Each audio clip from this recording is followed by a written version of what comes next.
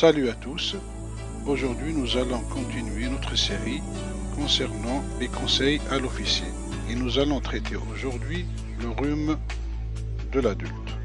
Donc le rhume ou rhinopharyngite est une atteinte inflammatoire des voies respiratoires supérieures, le plus souvent due à un virus, le rhinovirus, coronavirus, du virus influenza, etc. Cette rhinopharyngite peut évoluer naturellement sur une semaine et va comprendre 2 phases. Il faut savoir aussi que l'incubation va durer de 1 à 3 jours. La première phase, qui est la phase d'invasion, où le nez coule. Elle est caractérisée pendant 2 à 3 jours par des éternuements, rhinorrhino aqueuse profuse, une obstruction nasale, parfois une douleur ou une irritation de la gorge et un enroulement.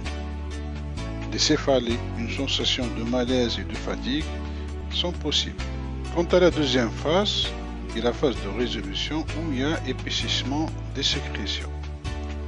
L'aspect mucopurulent jaune-vert des sécrétions nasales ne traduit pas une surinfection bactérienne, mais seulement la présence de polynucléaires, c'est les globules blancs, et ne nécessite pas particulièrement de traitement antibiotique.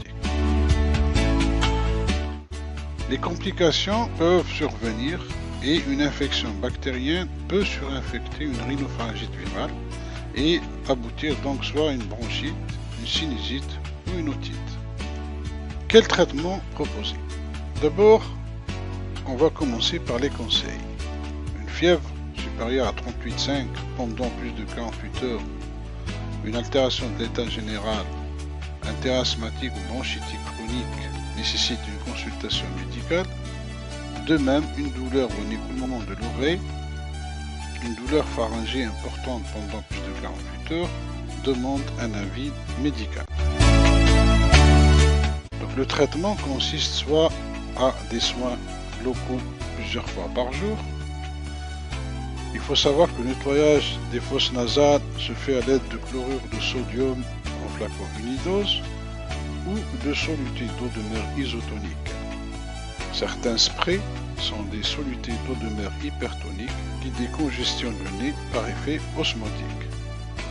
Des gouttes nasales antiseptiques peuvent compléter les soins locaux mais ne remplacent pas le nettoyage des fosses nasales. Si la muqueuse nasale est très irritée ou coûteuse, appliquez une pommade adoucissante.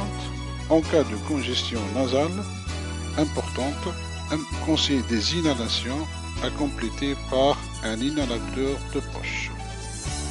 La deuxième phase, c'est le traitement par voie générale, et ceci concerne donc les adultes et les enfants de plus de 12 ans. D'abord, il faut lutter contre la fièvre. Il faut utiliser soit du paracétamol, du buprofène ou de l'aspirine. Ce sont des médicaments qui luttent contre la fièvre et la sensation de malaise général. Ensuite, il faut soulager la congestion nasale par un vasoconstricteur. Les vasoconstricteurs augmentent la perméabilité nasale et améliorent la sensation de nez bouché.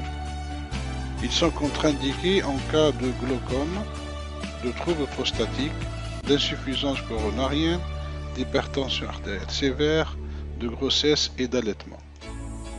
Attention aux effets secondaires, sécheresse buccale, rétention urinaire, glaucome aigu par fermeture de l'angle, tachycardie, palpitations et troubles neurologiques. Enfin, il faut stopper la rhinorrhée grâce à un antihistaminique. Il faut savoir que les antihistaminiques calment l'écoulement nasal mais ont peu d'action sur l'obstruction nasale. Ils sont contre-indiqués en cas de glaucome, de troubles prostatiques, de grossesse et d'allaitement. Les effets secondaires sont une somnolence, une sécheresse de muqueuse, un risque de rétention urinaire. En l'absence de contre-indication, on peut utiliser ou associer un vasoconstricteur avec l'antihistaminique. Quels conseils donner? D'abord, il faut éviter la dissémination en utilisant donc des mouchoirs jetables et en se lavant les mains fréquemment. Ensuite, en complément, il faut consommer de la vitamine C. Elle peut être proposée à raison de 1 g le matin pour son rôle anti-infectieux.